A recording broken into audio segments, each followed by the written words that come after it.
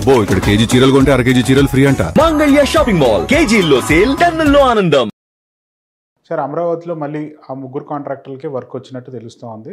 అది టెండర్ ప్రకారం వచ్చిందా, మామూలుగానే ఎలకేట్ చేశారా సార్? టెండర్లో పిలిచారు, కానీ అది ఏ ప్రాసెస్లో వాళ్ళ ముగ్గురికి ఇచ్చారో నాకు చాలా ఆశ్చర్యకరంగా ఉంది. ఒకటి షాపూర్జీ పలంజీ, ఇంకోటి L and T and NCC. Shapoorji Pallonji అని ఖచ్చితంగా అంటే airport authorities of India black లిస్ట్లో పెట్టింది. అది మన రాష్ట్రంలో ఎందుకు అది ఆపాదించబడట్లేదు? నెంబర్ 2, ఈ ఎల్ఎన్టీ విషయంలోనూ వీటిలోనూ మనకి గతంలో ఈ చంద్రబాబు నాయుడు గారి పిఏ శ్రీనివాస్ విషయంలో 2000 కోట్ల ట్రాన్సాక్షన్, ఇల్లీగల్ ట్రాన్సాక్షన్స్ మీద ఐటీ నోటీసులు సర్వే ఉన్నాయి. ఈ క్రెడెన్షియల్స్ ఉన్న దగ్గర on what capacity and what basis it's been allocated. పోనీ ఇది ఒకటి పక్క మాట్లాడదాం కాసేపు. ఏమైనా ఆంధ్రప్రదేశ్లో ఉన్న కాంట్రాక్టర్లు లేకపోతే దేశంలో ఉన్న కాంట్రాక్టర్లు ఏమైనా గుడ్డుపోయారా, లేకపోతే ఎందులో పడి చచ్చారా? నేను ఎందుకు అడుగుతున్నానంటే ఎంత డెలిబరేషను. సాధారణంగా గవర్నమెంట్ కాంట్రాక్టులు చేస్తే బిల్లులు రావట్లేదో, లేకపోతే రాష్ట్ర ఖజానా డబ్బుల్లో కాబట్టి వెనకట్టేసారంటే మాట్లాడచ్చు.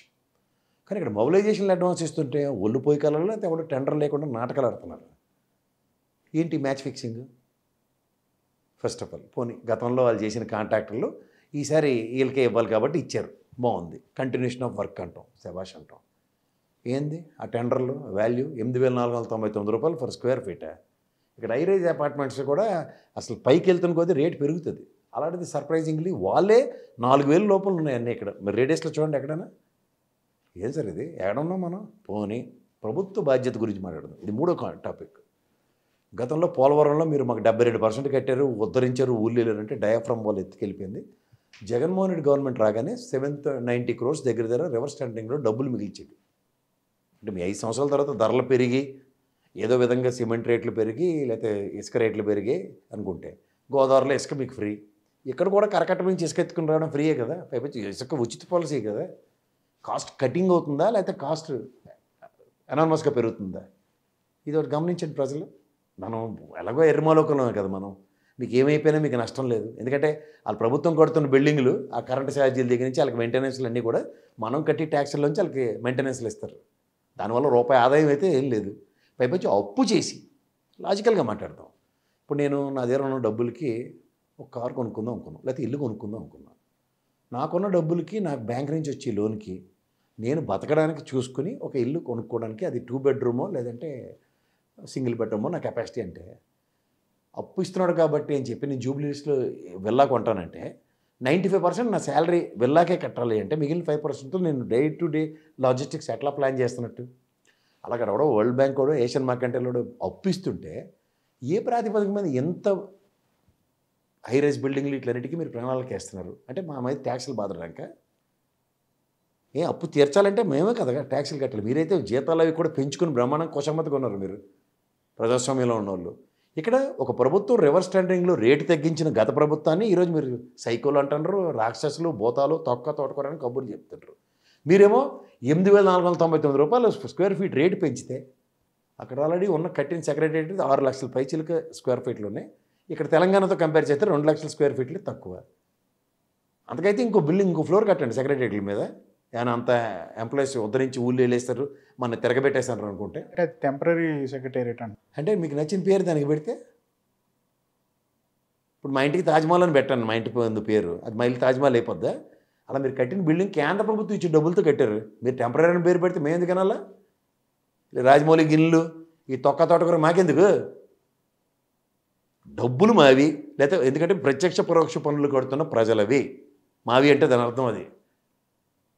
ప్రత్యక్ష పరోక్ష పనులు కడుతున్న ప్రజల డబ్బులతో కడుతున్న విలాసవంతమైన భవనాలు ఎవడు విమ్స్ అండ్ ఫ్యాన్సీస్ని జస్టిఫై చేయడానికి కడుతున్నారు. సరే, ఇది పాత డిబేటే. ఇవాళ మీరు అట్లీస్ట్ ఇది శాశ్వత రాజధాని గజెట్ కూడా తీసుకురాలి. ఈ డబ్బులు ఎక్కడ పోస్తున్నారు? మీరు ఎక్కడ పోస్తున్నారు?